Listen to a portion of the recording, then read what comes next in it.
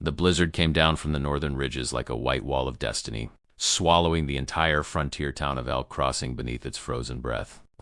And that was the day they locked the cowboy, Seth Harland, inside the old shepherd's cabin with the woman the townsfolk mockingly called their old maid, Miss Clara Branson, a name whispered with pity, dismissed with a shrug, and thrown aside as if she were a forgotten page in the book of life. Seth had wandered into Elk Crossing only a few days before, saddle-weary, lonesome, and carrying the dust of 5 states on his coat, and the townsfolk seeing an outsider with no kin found the perfect excuse to force upon him their long-running winter tradition, pairing up eligible bachelors with the town's unmarried women in the hopes that cabin fever would smoke and proximity might spark a match. It was silly, pushy, and none of Seth's business. But the storm barreled in so fast that by the time he even realized what was happening, 4 men had pushed him through the creaking door of the cabin, tossed his saddlebag after him, and shut the latch from the outside, leaving him standing in the dim glow of a lantern facing a woman who was neither flattered nor surprised, just tired of everyone assuming they knew what was best for her life. Clara, with her pinned hair, her spectacles perched too low on the bridge of her nose, and her quiet dignity, looked at him as if he were a stray animal that had accidentally wandered into her parlor. Seth, embarrassed and irritated, tipped his hat in apology, explaining that he had no part in this foolish plan, and Clara nodded wearily, saying she had learned long ago that Elk Crossing had a bad habit of deciding her fate for her. Outside, the storm roared like a living thing, sealing every crack in the cabin with ice.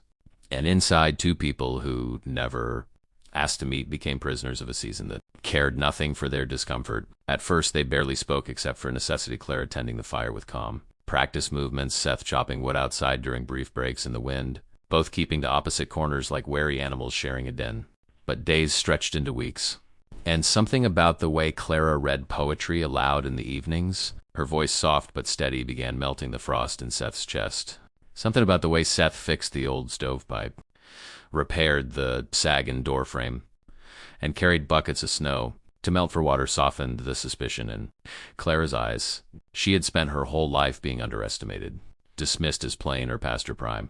Yet Seth saw in her a quiet intelligence, a dry wit, and a heart sharpened, not broken by disappointment. And Clara, who expected nothing from men anymore, found herself studying Seth's gentleness, the way he always asked before using anything in her pantry, the way he looked at the world with a mixture of weariness and hope, as though he had been searching for a place to belong but didn't dare admit it.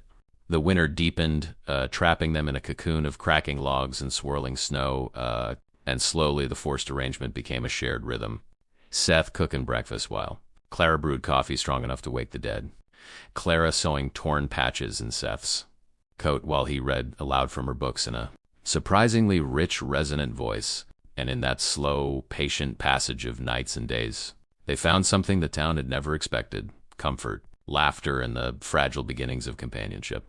Seth caught himself looking forward to Clara's stories of her childhood on the prairie, and Clara found herself smiling at Seth's clumsy but sincere attempts at mending the barn roof between storms. And though neither spoke the truth aloud, both knew the unspoken magic that winter brings when it seals 2 souls together in a smug, warm room while the wilderness howls outside. By the time February rolled in, Seth found himself dreading the thaw, because he knew the moment the snow melted, he'd be expected to leave, drifting back into the restless winds of cowboy life. Yet each time he woke to find Clara already tending the fire, soft morning light touching her face. A strange ache bloomed in his chest, a longing for something permanent, something he had never dared to want.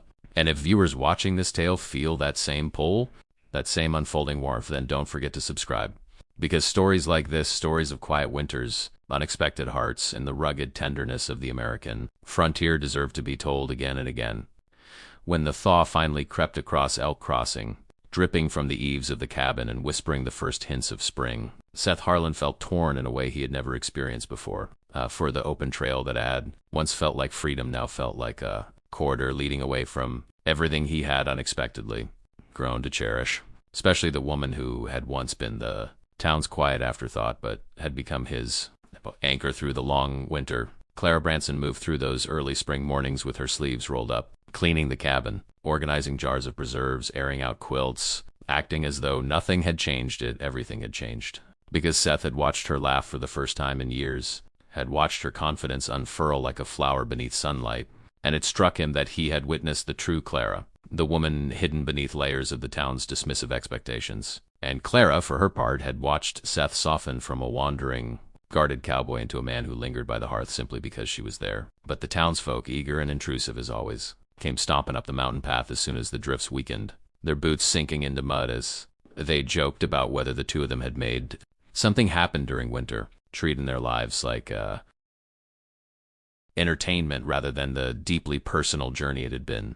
Seth, embarrassed and defensive, almost saddled his horse that same day, muttering that he didn't want to be the subject of anyone's gossip, but Clara, though hurt by the insinuations, kept her composure, telling him that people would always talk, and it was up to them to decide who they were to each other.